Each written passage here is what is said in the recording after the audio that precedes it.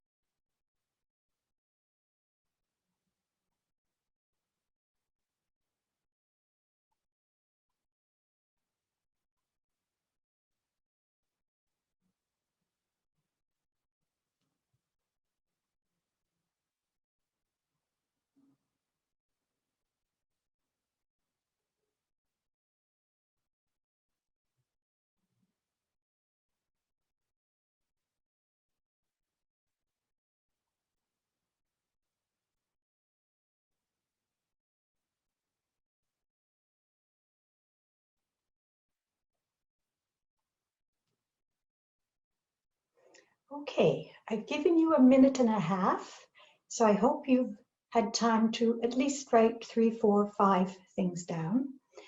And now what I'm going to do is I'm going to walk you through what I think of as 5 broad strategies that can be broken down into more specific ones, or 5 broad principles that could be broken down into specific strategies. And I'm going to ask you to share some of your answers with other people. So the first big idea, you want to ensure the PhD is good preparation for your future career trajectory, for the time when you finish your PhD and you're doing some kind of work. So what I want you to do is check your list, look at what you wrote down, and do you have a strategy that's about careers?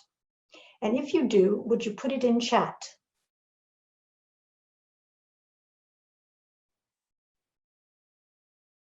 So it needs to be about careers, about finding out about careers, about using a PhD to prepare for your career. So someone be brave, and if you have an answer, network with future employers, great. Accreditation, check job offers, great. Yes, teaching as much as possible if you're thinking about a non-academic career. Same for writing papers. All of these are great. So now what I want to do is I want to tell you mine. And you can keep adding if you want. I won't look at the chat, I'm going to tell you mine. So I could see that a number of you are thinking about academic careers, and you're naming the kinds of things that are important to do if you want to develop an academic profile. Another thing you might want to be doing is talking to your supervisor about what he or she thinks you should be doing to develop your academic profile. Another thing you could be doing is looking for a research assistantship or even an unpaid opportunity to work with another professor who's using a different kind of research methods. Because part of what you want to do to prepare yourself for an academic career is know a range of ways of collecting data, analyzing them, and then interpreting them. If you don't imagine an academic career, then your supervisor may be less able to help you. So there you have to be much more agentive. So you could go and check out career services if your university has one, because even if they're focused on bachelor's and master's jobs, at least you're going to see the kinds of jobs outside of academia. You should read job postings for the type of job you want. So if you know the kind of job you want, if it's the private sector, the public, parapublic, you begin looking at those job descriptions and saying, oh, how is what I am doing now in my PhD, how is that going to translate? How will I be able to explain my PhD experience in the ways that these jobs are described? You might start reading some professional journals. You might attend a professional conference to see what are people talking about? What language do they use? You might see in your program who the alumni are who have graduated and who aren't in academia, and see if it's possible to contact them and maybe shadow them or have them introduce you to their networks.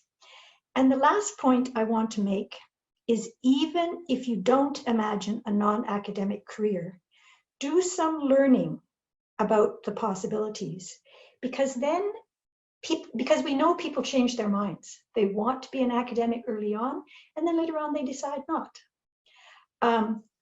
So the more you learn whether or not you plan a non-academic career, the more you learn about the options, the better informed you are, and the better placed you are to say, yes, I'm going for an academic career, even though I know there are these other options. So it's not like you're stuck.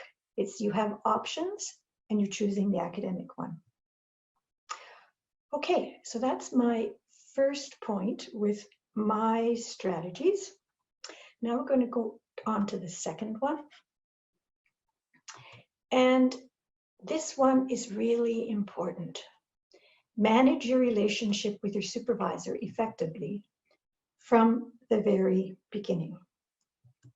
So, does your list have strategies for managing your supervisory relationship? If so, would you please put them, at least one, in chat?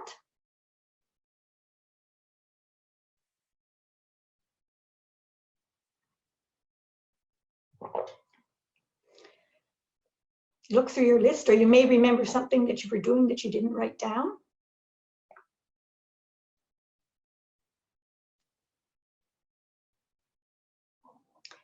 Yeah, keep her focus on my goal.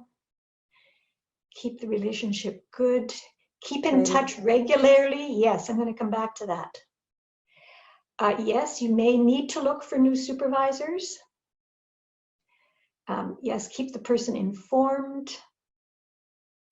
Working together, yes, having projects in which either your PhD is part or it's separate, but you're creating another working relationship. I think those are all really good. Before I go on to, or I'll come back to this. So here are some ideas drawn from the research. These are strategies that I propose to my students when I work with them. Meet with the supervisor regularly, at least once a month. The research suggests that if you meet at least once a month, it sustains the relationship, it sustains progress, and it increases satisfaction. And it means a meeting, not just passing in the hall. It means meeting about your PhD work. The second thing is never leave without establishing the next meeting. So that's to be sure that time doesn't lag, right? If you don't have a meeting, it's easy to go, oh, we need to make a meeting. Oh yeah, when was the last one? But if you kind of have this idea of once a month and you set it up, then it becomes established. And the linked to this is really, really important. Don't postpone or put off a meeting. And in our research, we had people who did that because they said, oh, I haven't made progress. I don't have anything to report, or I'm stuck. And so I don't want to go and talk to the supervisor about that. But those are the times when it's really important to see the supervisor. So don't avoid supervisory meetings because you're stuck. Make sure to go and explain what's going on. The third thing is that every meeting you go to, I would suggest you take notes, what you discussed, what was decided, and what your action items are, and send them to your supervisor and say, am I right? And if you find out you're right, then you can go ahead and work on the things you thought you were working on. But if it turns out that you misinterpreted, then it can be corrected before you invest time in doing something that wasn't intended. The fourth thing is a day or two before the meeting, send an agenda to say, these are the things I really want to talk about. And that's because A, your supervisor is a busy person, so it's helpful for him or her to know, oh, these are the things we need to focus on. And because in a month, a lot changes. So you might have suddenly had an opportunity to go to a conference and you want to discuss the possibility of funding or whatever. And the last thing I had down intentionally, but I'm going to go to a sixth thing in a minute, is occasionally ask about your overall progress. Because supervisory meetings tend to be about what you're focused on now. So it's good once in a while to kind of talk with the supervisor and say, okay, well, how am I doing in the overall?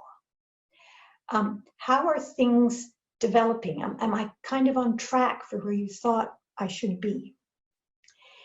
And the last point I want to make relates to something that someone put on the chat about already looking for other supervisors. we know that co-supervision can be a very powerful tool, especially if students are involved in choosing at least one of the co-supervisors.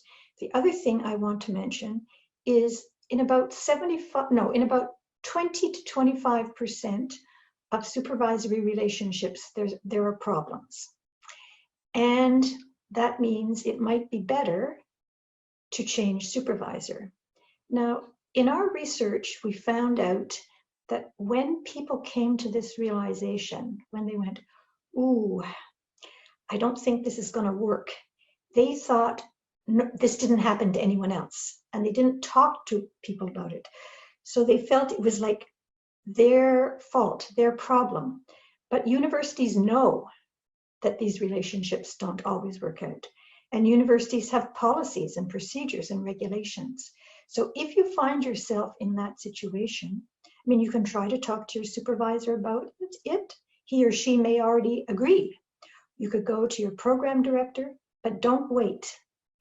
You really need to take control of your PhD, and if the supervisory relationship isn't working, then you need to do something about it. Okay, so now we'll go on to the third point. Now, I said earlier at the very beginning, one of those underlying ideas was that the PhD is an ill-defined, emotionally challenging journey. And so you can see here, one person showed it as a maze. You go in one door, but where do you go after that? Another way of thinking about it is, ooh, I'm trying to get to there, but it looks pretty risky to leave where I am now, and I may not end up where I want to be. So I want you to think about this. Define your goals on a timeline to post-graduation. Review and revise regularly, especially after transfer or research proposal. By that I mean when your research proposal is accepted, and then you're on your own after that, right? It's your project. So look in your list of strategies and see if you have anything about timelines, about goals, that kind of thing, and post one of them in chat.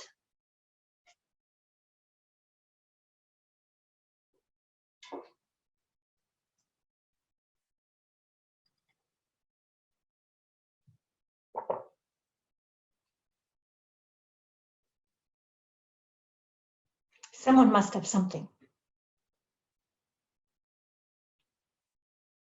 Okay, set deadlines, good. Journal submission deadlines, yeah. So you want deadlines in your timeline. Gantt charts, yeah, that's a good idea. I don't remember the spelling either. A weekly schedule, yes, with fixed working times, milestones for the projects, weekly planner, long-term goals, short-term goals, great. Schedule my daily duties, small goals to approach bigger ones, right? Meaning writing to-do lists with tasks that I subdivide. These are really important points, and I want to talk about that notion of moving from this ill-defined, even wicked problem to more clearly defined, easier to solve solutions.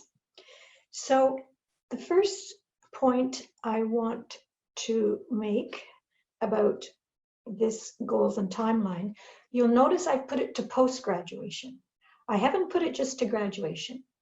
So make a timeline that takes you 6 months after graduation or 1 year after graduation. So already you're thinking about, how is my PhD leading towards this other thing? If you put it just to the PhD, then it doesn't encourage you to keep thinking beyond that. Then, as someone said, you want to put in your activities, like your deadlines for conferences, for papers, termly milestones, like when you have to complete a form, maybe your annual report, or your progress report. All those things should be going in. Don't forget as well to include your supervisory meetings, like get them there. Make sure they're scheduled. And as someone said, schedule your day. I would say specifically, make appointments with yourself to read and write on a regular basis. So you might say, oh, on every Friday morning, before I do anything else, I'm going to spend an hour and a half on reading.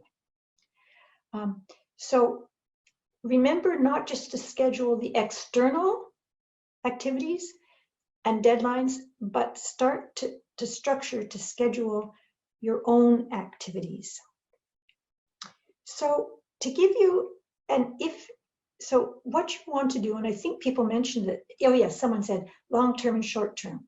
So you've got your big plan, the long-term goals, and you need to begin breaking it down. So like long-term, maybe 6 months a year, a monthly, and then a weekly. So to give you just one example, it may be too simplistic, is an ill-defined problem is, oh, I've got to complete the literature review for my thesis. Now, this is a huge problem. Like, how do you begin to put some structure on that? So it's going to be hard for you to see that you're making any progress because it's such a big problem. But you could make it into a set of monthly goals, and those would be doable. So maybe for the first month, you might say, okay, by the end of the first month, I'm going to look at the literature I've collected and decide which of it I actually have to read. And by the end of the second month, you might say, okay, from this list of ones I have to read, I'm going to be sure to read the first 20, etc., etc. So what you begin to do is make really concrete the goals at the weekly level, at the monthly level, so that you can see your progress. And the other thing you need to do is not just make the plan, but keep reviewing it regularly. So at the end of each week, you want to review and revise your goals. The same thing at the end of the month. Review and revise. And it's not a problem if you don't always achieve what you expected to achieve. But it's important that you track it, because one of the things we found in our longitudinal research with PhD students was that when they tracked their progress on a regular basis, when they hit a week when they didn't make much progress, they were reminded, they could go back and go, oh yeah, but like 2 weeks ago, like I aced it. I really got done what I wanted to get done. So what you see by keeping this timeline is that you're making progress and you can feel some success and thus some satisfaction. Okay, so I'm going to go on to the fourth point. And this is about, it's so interesting. It's read effectively in advancing your thinking and writing. And I don't know how many of you are social scientists, but especially social science PhD students constantly report they've got tons of reading to do. So much reading. They just like don't even know what to do with it. It's just like piles of it. And so that's why I've put read effectively in advancing your thinking and writing. So you want to be like the second picture. You don't want to be like the first. So do you have strategies about reading in your list? If so, could you post one?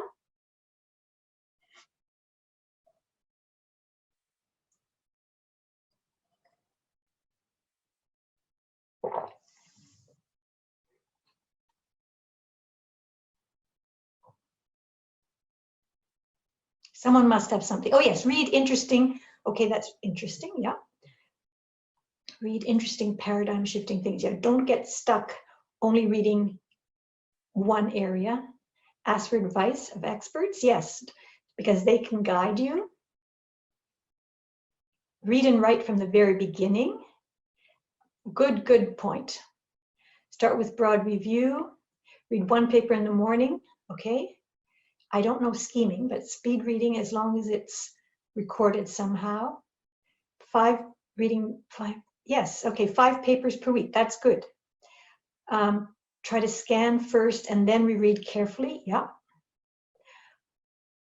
Yes, NVivo could help, but I would suggest things like RefWorks or EndNote are even better because I understand about printing the important articles. The RefWorks or EndNote, I think, are probably more helpful than an NVivo because they're structured to document reading. So those are all really good things. I may replicate some of the things you've said in my list, but I think they're related. Decide on a strategy for what to read. Like, be very clear. Why are you reading this rather than that? So one of the people mentioned above said, oh, talk to an expert first. That's often a good idea. Where's a good place to start if I don't know anything about this theory? Read regularly. And I think we've talked, someone said that, some try to read 5 papers a week, and put that in your timeline. Remember, give yourself an appointment to read, it's important. Really, and I'm not sure it was directly said here, but you should never read without writing. So you want to write about your reading for yourself. And the reason is that you need to integrate your reading into your own words and thinking. You need to move it from what the author said to what it means for you. Also, that very notion of having to formulate in text what the meaning is for you helps to embed the key ideas in your thinking. And the other thing you want to do is to be sure to assess the reading. What does the reading mean for you? Do you agree with it? Does it take a critical enough stance? So it's not just reading and recording it in your own words, but it's reading, recording, and assessing it. That's really, really important. Because in your literature review and in all the academic writing you'll be doing, you always have to be able to take a stand. What's your stance towards this theory? What's your feeling about the value or the validity of this interpretation of the data? And I'll repeat something I said earlier. Someone mentioned NVivo. I think using a dedicated software program is particularly helpful because it's designed for that purpose. But more importantly, you have to think about coming back to read what you've written about the paper or the book in a year's time, 2 years' time, 3 years' time. So you want to be sure when you write about your reading that you do it in a structured way. So for instance, if the method is important for you, you always record the method in your description. If theory is important, if the theory used is important, you always record that. And you say, if there's no theory, no theory. So that when you go back to your records, you're not saying, oh, did I forget to write the theory? No, it's there. It's telling you there was no theory used. It was really just empirical. And people mention skimming and rereading. Don't forget the reference lists. We have to be really cautious that we don't depend too much on secondary sources, that we go back to the primary sources, because sometimes the secondary sources are bringing a very particular interpretation, which may not be the original one and which could influence your thinking about the work itself. Okay, number 5. Write regularly for yourself and others. You want, and hopefully be a happy writer when you're doing it. So post one of your writing strategies.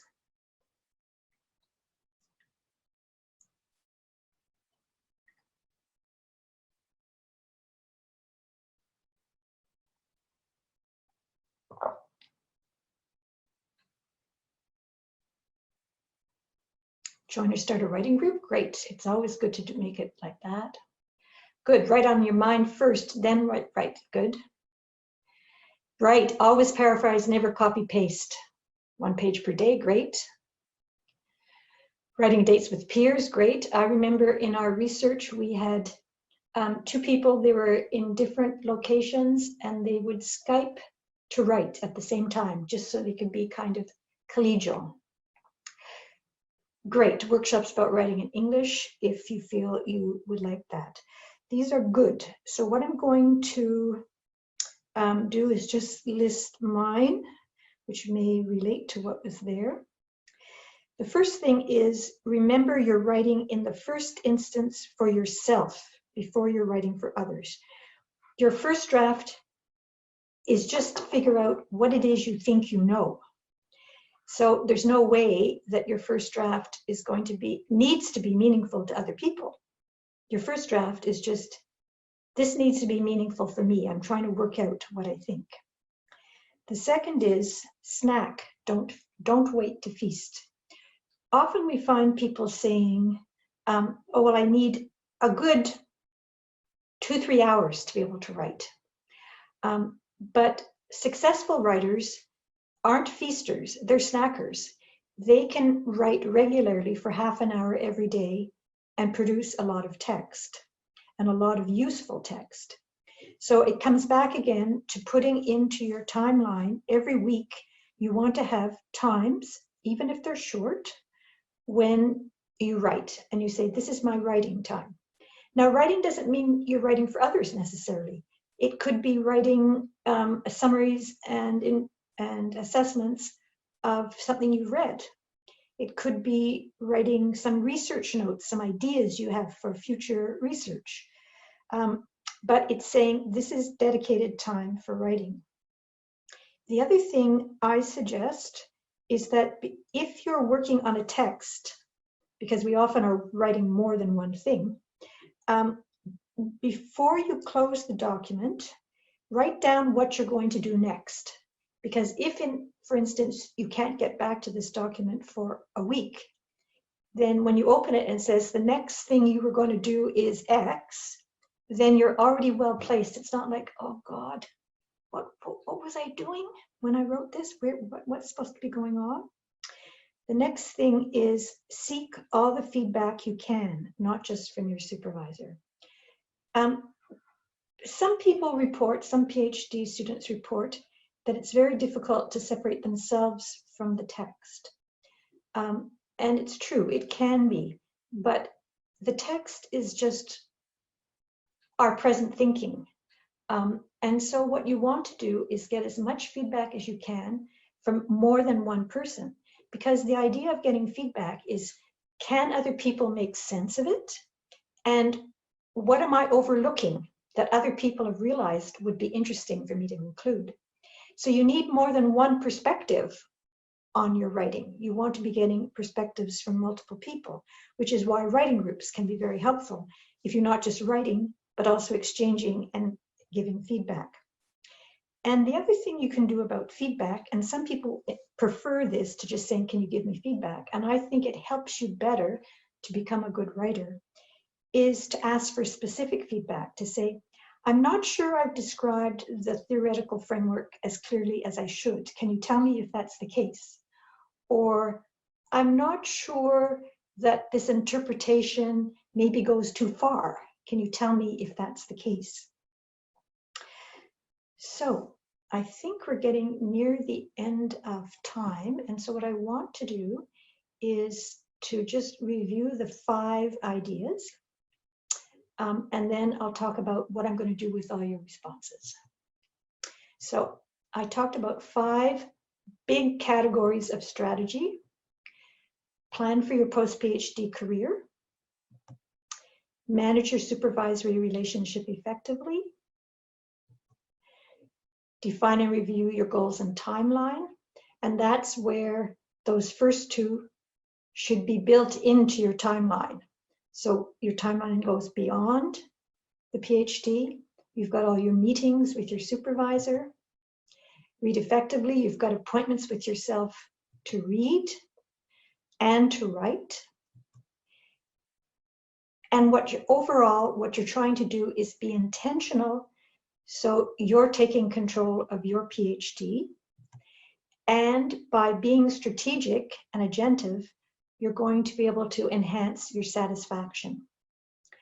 So what I'm going to do now with what you've written for me is I'm going to try to collate what's in the chat so that you'll all have everybody's list of strategies by those 5 items.